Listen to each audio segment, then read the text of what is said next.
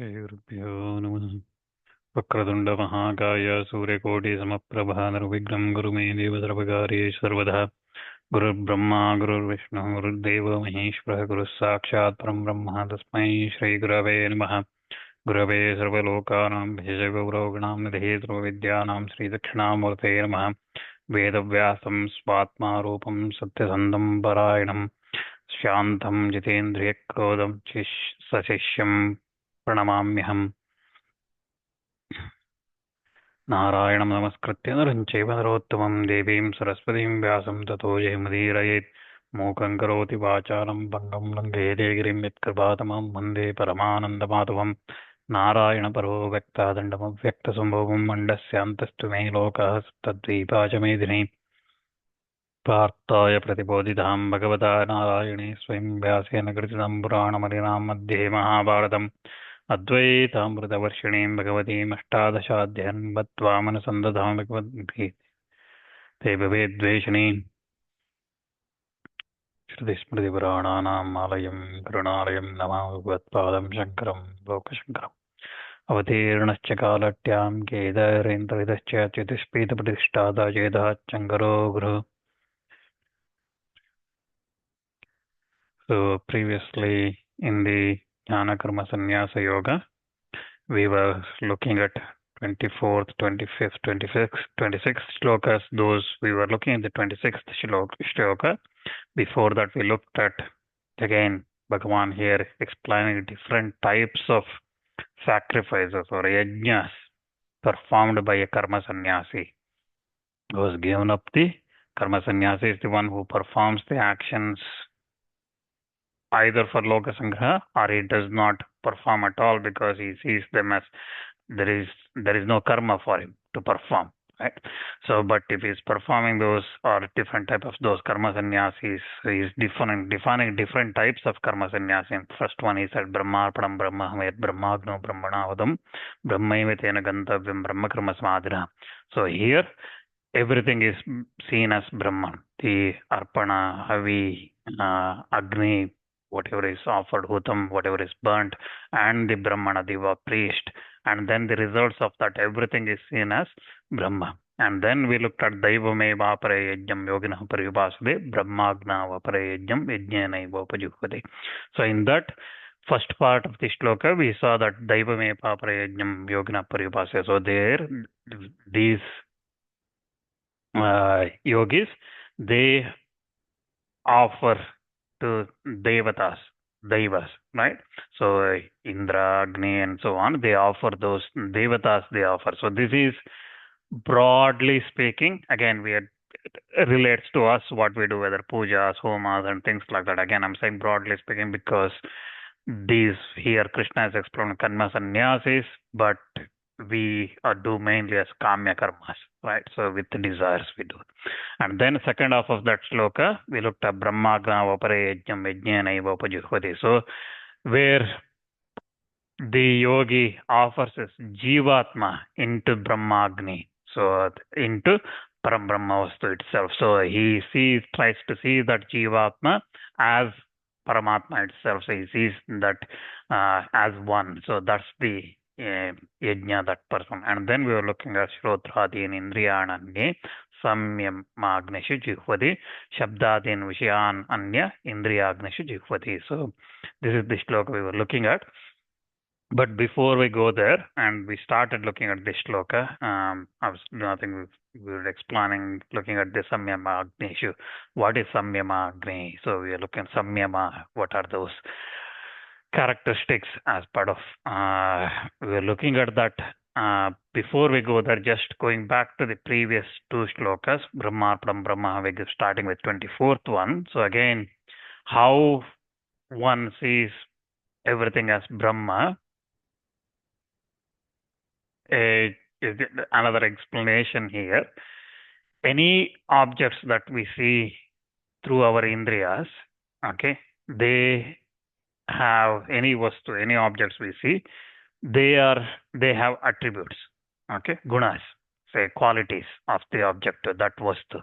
For example, you take a flower, okay, that flower has soft petals, it has smell, it has It has a weight, it has a size, dimensions, when it is blossomed, and so on, so on, so on.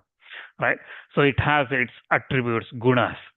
Now, there is something called Vastu Surupa. So that is guna, and then there is Vastu Surupa, the Surupa substantive, which is the object, rose or the flower or whatever it is that we talked about, the object itself, which has those attributes.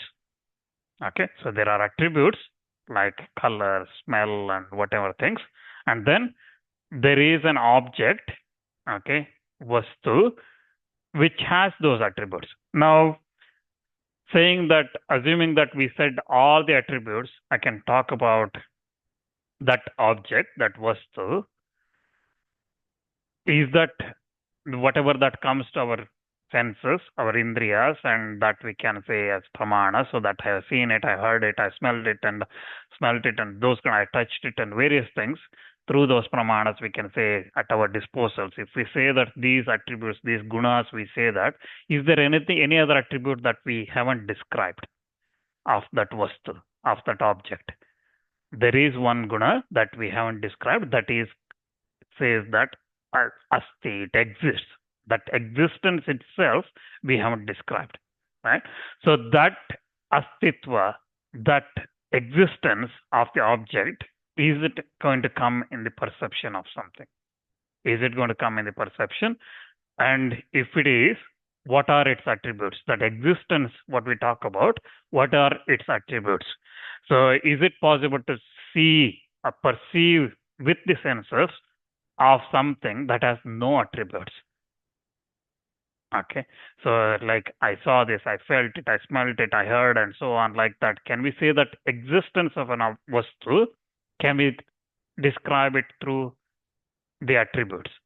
We can't. So that's what it is. So again, the object what we are referring is without, again, now looking at other way.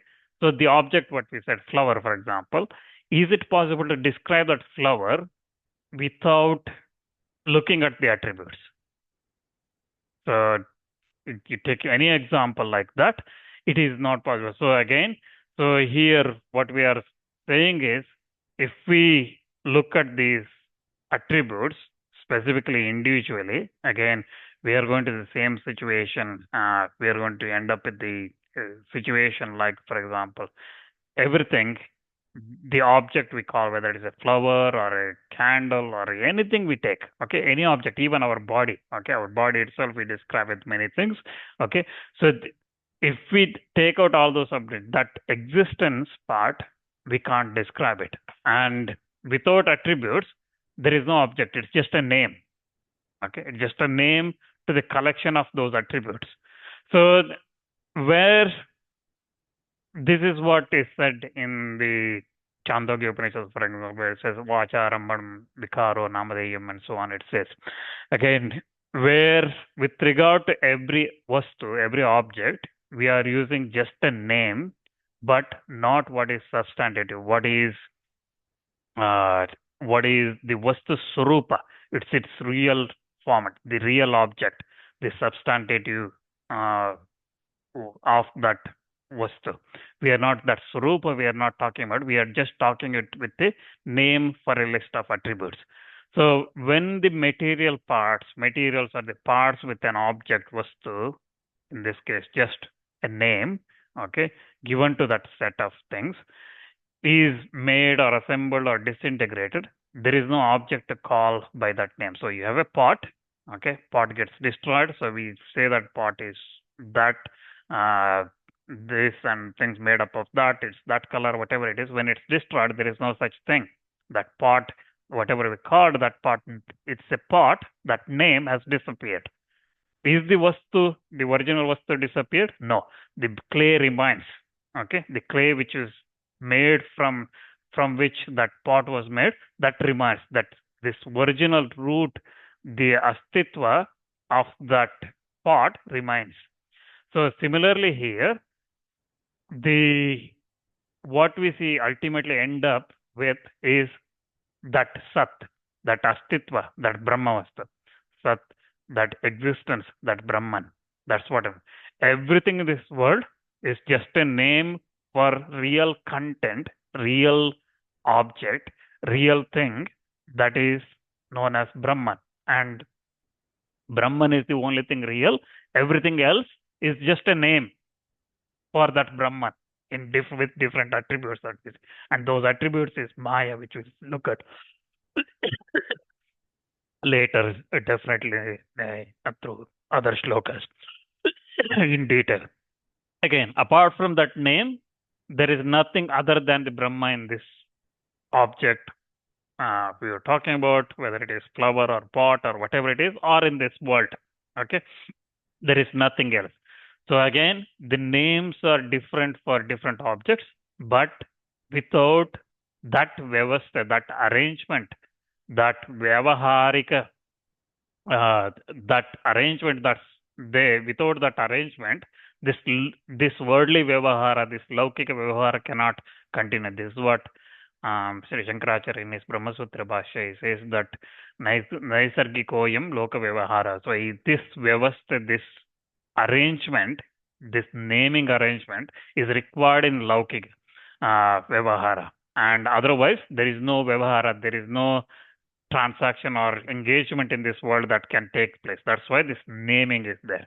And it is through this vichara, this thought only, and it shows that through vichara, through thought process only, that this is not paramartha, this is not truth. And those things are not truth. These worldly things are not truth, real truth. And through that vichara, that thought process only, we can see that. And that's what Chandogya says, vacharamana vikaro namadheyam. So all this is given a namadheya, name has been given for all this. And same thing is said in this 24th shloka in this adhyaya as well, Brahmarpam, Brahmahavi, and so on. Here in this shloka, the arpana, whatever that's being offered through that ladle, that shruk, shruva, darvi, and things like that, through which whatever we offer, ghee or whatever, havis, whatever we offer, and the havis itself, the agni that is burning, the oblation giver, the brahmana, the priest who is giving those things, the goal that comes through or the benefits that comes through offering those things, all those things are just different names for different objects, but the common thing among all these, root of all these things, the real object is Brahman. And that's how this Gita Vakya, this is negates that Vyavaharika, this worldly Laukika, the uninquired usage of names, and it points to that one real object that is intended to be denoted by all.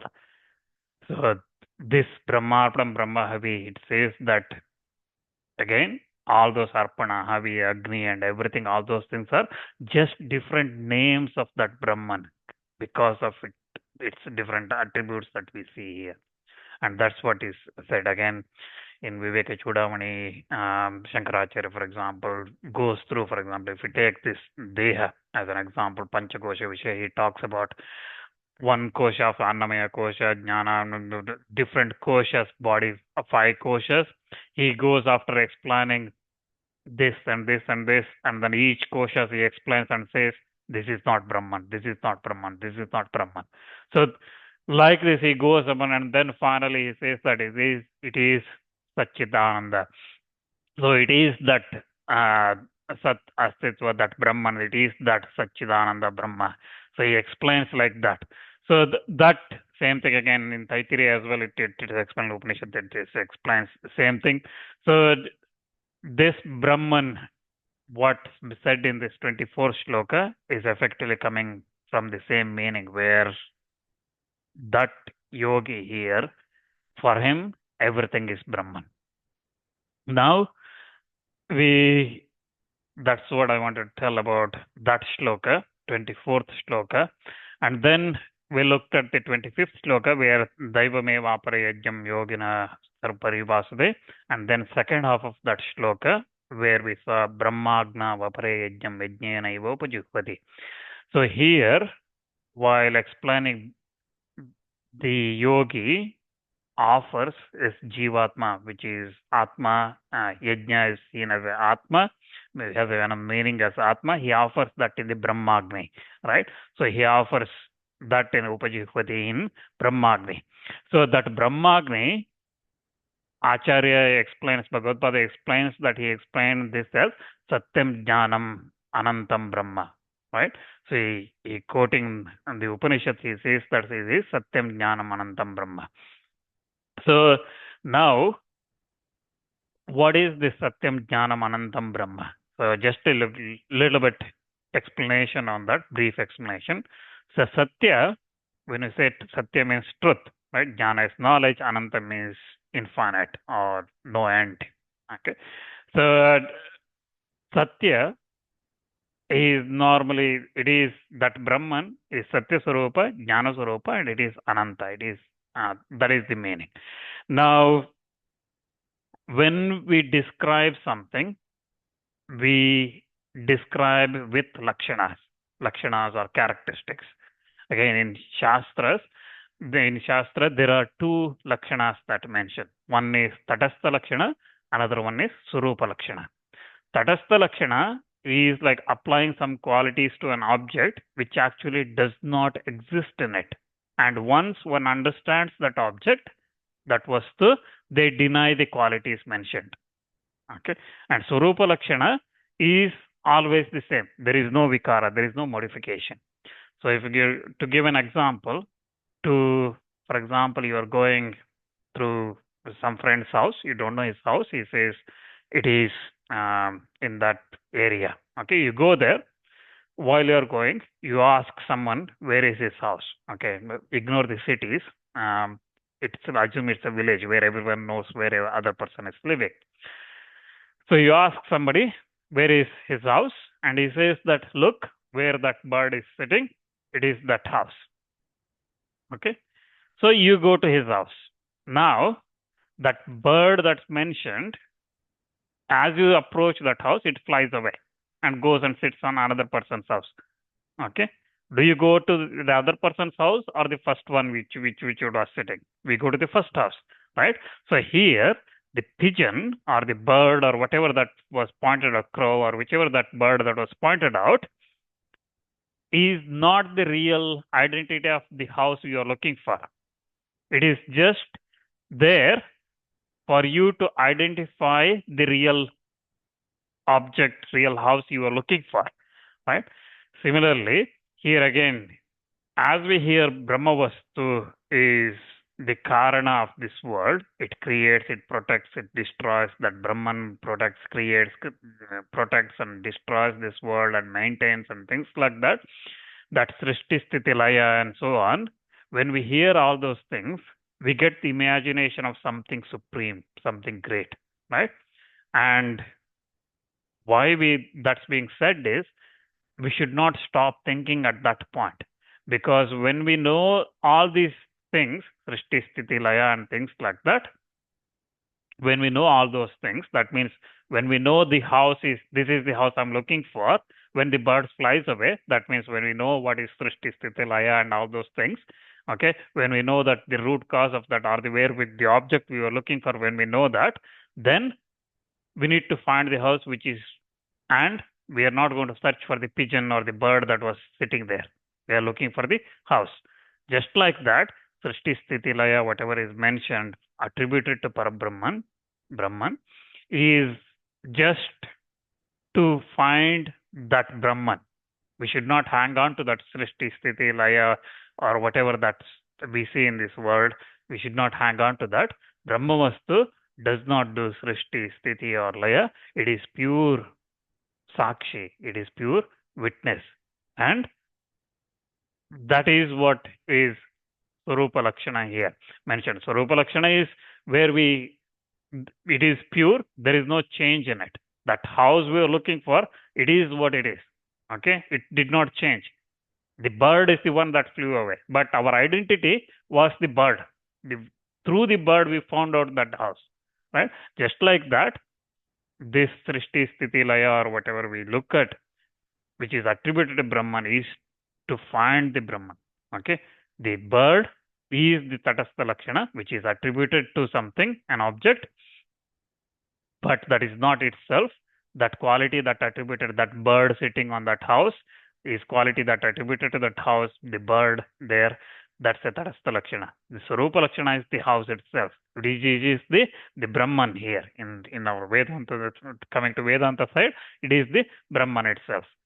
So just another example to this is, for example, if we assume there is a new glass building that's been constructed and is just now opened, okay, everything is glass, walls, doors, everything is glass. For first few days on the door, what they do is they put a sticker there, right? White color something sticker, okay, just so that people don't search for the doors or just go and bump into it, okay, because everything is glass. After few days, they remove it.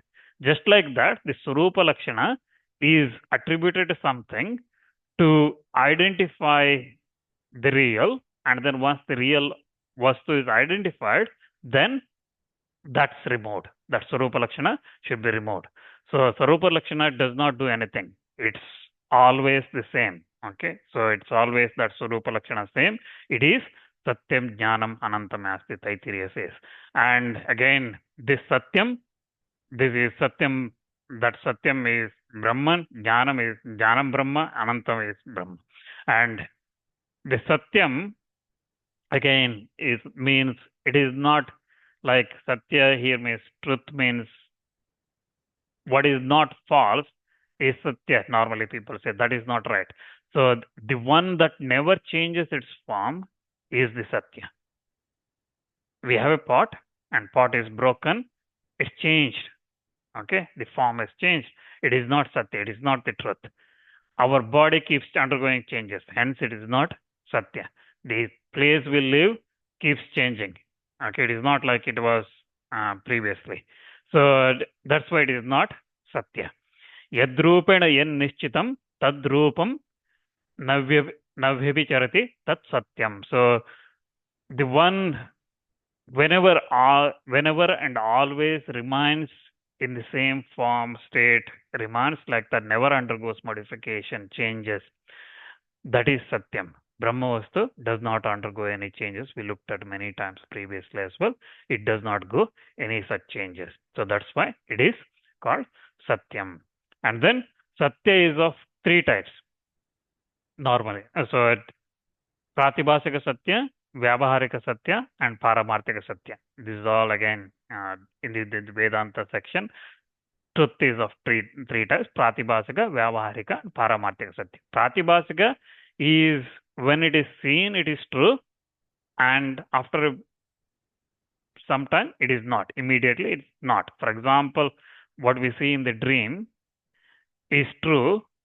We see, for example, a silver in the seashell in the dream. That's also, for example, is a Pratibhasika Satya. So the moment we see that seashell, we think that, oh, there is silver, but actually then we realize that it's not immediately. Similar thing is what we see in the dreams.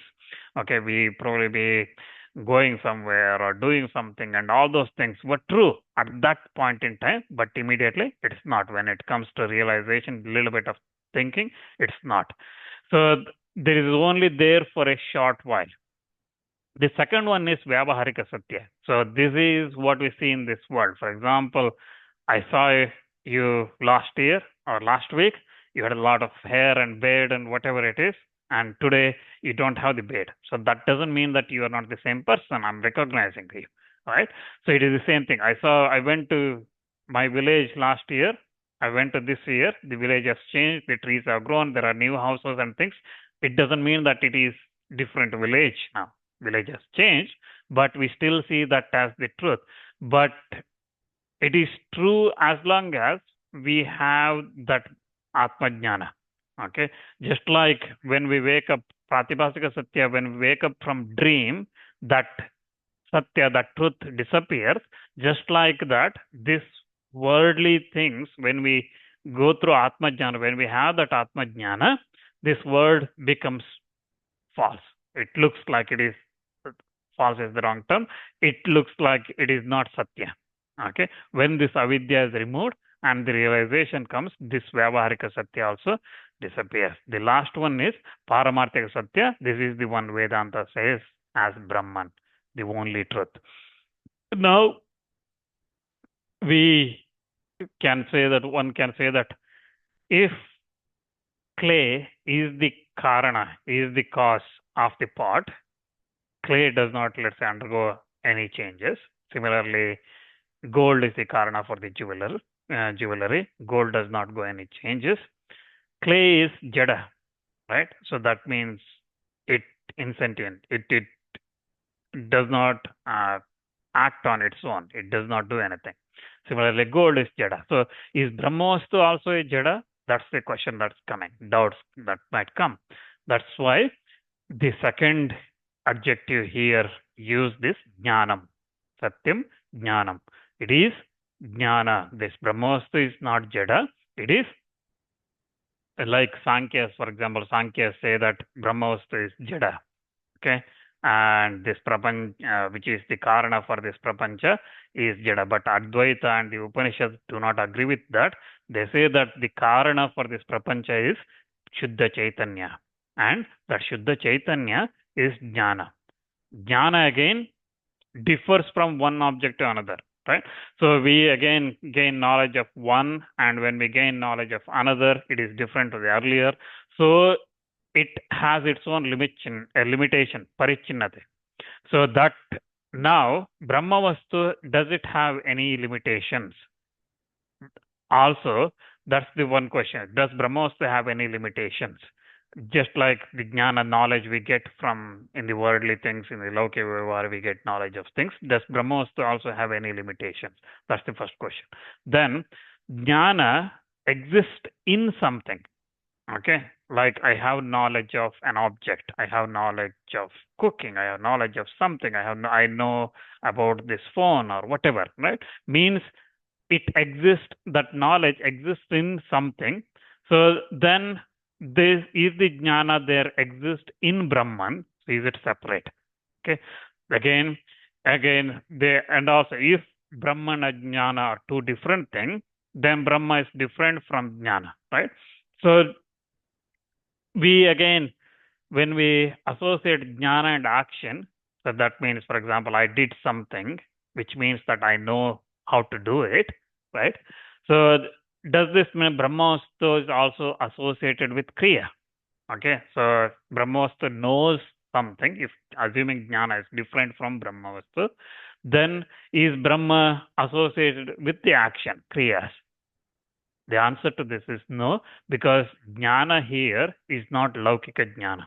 The jnana, it is not the ashraya of another, and Brahmavastu is not, jnana is not the ashraya of another. It is not in the ashraya. It is not dependent on another thing, and it is not associated with the actions. It is not associated with any kriyas.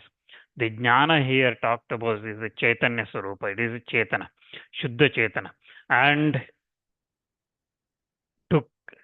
to clear those limitations, for example, doubts about the limitations. So, for example, we said whether jnana is limited, has its own limitation. The third adjective here in this Upanishad Vakya says that anantam. That means it is without any desha, kala, vastu, paricheda. It does not have any of those parichedas. So it does not have any limitations. That means ananta means it is sarvatra vyapaka. It has no limitations. It for example, if you have a house, paricheda, limitations come in. For example, if you have a house, you can say where it is till that end of that road.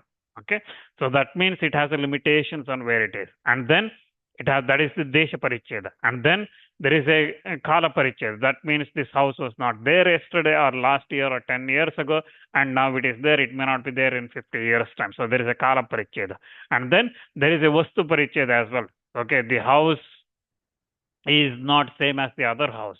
Okay, that's there. So it is a limitation. It is not same as the other one. So Brahmavastu is not like that. And this is again same thing Acharya says in the Viveka Chudamani. Again, he repeats the same Upanishad Vakya. He says, Satyam Jnanam Anantam Brahma Vishuddham Param Svatasiddham nityanandaikasam pratyaka bhinnam nirantaram jayati. So he says the same thing again. Acharya repeats in that Viveka Chudamani, this Satyam Jnanam Anantam. So this Brahman, that's Brahmagno in Daivame Papara Yajnam Yogina Paripasade, Brahmagna Vapare Yajnam Yajnana Iva Pajuhade. So there in that Brahmagni, what Acharya explains Satyam Jnanam Anantam is that Brahmavastu. Okay, that is that Brahmavastu, and that's the explanation to that Satyam Jnanam Anantam. Now, if we come back to the shloka we were looking at last time, which is Shrotradin Indriyananyai Samyam Agnishu Jihvati, Shabdadin Vishayananya Indriyagnishu Jihvati. So others offer this Indriyas like ears and so on in the Agni of self-control, and others offer the objects itself in the Agni of organs. So we were looking at the meaning of that, and we were looking at the Samyama, right? Samyama is meant as three things: Dharana, Dhyana, and Samadhi. And Patanjali is Ashtanga Yoga. We were looking at three of those things here: Dharana, Dhyana, and Samadhi. So I think previously we looked at Dhyana and also looking at the difference of Samprajnata and Asamprajnata Samadhi, where we were looking at different states of mind. We were looking at Kshipta, Muda, Vikshipta, Ekagra, and Niruddha.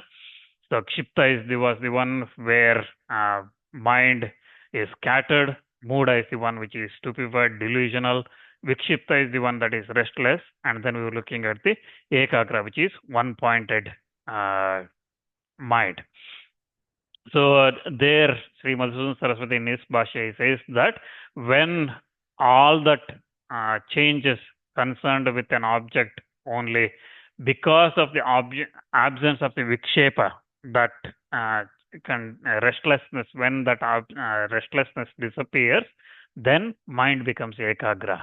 So at that time, that samprajnata samadhi is attained, and that's what is being attained. And he says that when that is samprajnata samadhi is attained, at that time the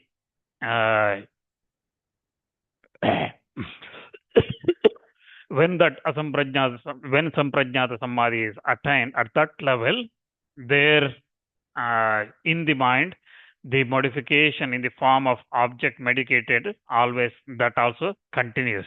And that restraint, that when that object is also restrained, so you are thinking about an object and dhyana is there, and your mind completely does not go into the restlessness mode, it continuously stays then, that is this samprajnata samadhi, but you are focusing on an object. And when that object is also restrained, and the mind also fully controlled, which again gets the mind also gets restrained, then it reaches the status of asamprajnata samadhi. And Patanjali says that tasyapi nirode sarva nirodhan nirbija samadhi. So this asamprajnata samadhi is also called as nirbija samadhi. So there is no object that's focused as well. Mind is also fully controlled, and mind is also completely restrained at that point. So samprajnata samadhi is called sabija samadhi, where mind is stable, but it is focusing on something, one object. Okay, it may be a murti of Bhagavan, their photo, or a light, or whatever it is may be focusing on. Okay, there is some prajna samadhi continuously without any restlessness or any kind of thing, which is continuously steady there. That is samprajnata. Asamprajnata is even that disappeared, and that is completely restrained, and that's the final state of the mind, where we are looking at the five different states: Kshipta, Muda, Vikshipta, Ekagra, Niruddha. That completely restrained state, that's the asamprajnata samadhi. So Patanjali explains that as the nirbija samadhi. When even that object is restrained, when mind is restrained, there follows that nirbija samadhi on account of restraint of all the modifications, all the things that's completely restrained. That's nirbija samadhi. That is what Patanjali says. So that itself, when it becomes firmly established for the yogi who is dispassionate towards everything and indifferent even to joy, that is the fruit of that samadhi, is called dharmamega. So there is a phrase here, dharmamega. So when that yogi in that asamprajna, bija samadhi, asamprajna samadhi, when he is in that, he does not think about any happiness, or he's indifferent to everything. Okay, even in that samadhi state, that happiness that's coming to him, even he is not attracted to that. Okay, that is dharmamega. So that's what Patanjali says. He says hanamesham klesha duktam prasankhyanepya kusidasya sarvata vivekakyate dharmamega samadhi. So even when arriving at the right ultimate discriminating knowledge of the essences, he gives up the fruits. Unto him comes that result of perfect discrimination samadhi called dharmamega. So from that comes the removal of all the cessation of all the pains and the karmas and things like that. That completely disappears. Again, in this shloka, Sri Madhusudan Saraswati explains the plural agnishu is used because, again, the samyama is of various types in the form of agni for the various sense organs. They withdraw all the sense organs from their respective objects in a view of attaining that dharana, dhyana, samadhi, and so on. Because of that, they withdraw everything, and accordingly, that has been, it has been said by Patanjali as well, that svvp samprayoge chitta swarupanakara ivendriyadam pratyahara. So this complete restraint, the drawing of the sense organs, is by they are giving up their own objects and taking up the form of the mind, as it were. That's called pratyahara. So this is another Ashtanga Yoga. We see the fourth item here in this shloka explanation. So dharana, dhyana, samadhi we looked at previously, and pratyahara is the one which is the withdrawal from everything. When the organs are completely withdrawn from their objects, they take the form of the mind, and as a result of sins of that, the absence of that vikshepa, restlessness, mind attains the dharana. That is the meaning here, and that's why by the half of this shloka, first half of this shloka, shrotradi indriyananye samyamanishu jufati, what is said here is the four angas of that Ashtanga Yoga, pratyahara, dharana, dhyana, samadhi, that's being said here. So the elimination of the functions of the sense organs in the state of samadhi is spoken here as a sacrifice. So that is the meaning of the first half of the shloka. The elimination of the functions of the sense organs, that's been said here. One is completely withdrawing that, and then dharana, dhyana, samadhi, that state, reaching that, and complete withdrawal of that through pratyahara. That's what said, that samadhi state is said in this as a yajna, as a sacrifice in this first half of the shloka. The second half of the shloka, shabdin vishayananya indriyagnishu jivpati, we will look at that next time.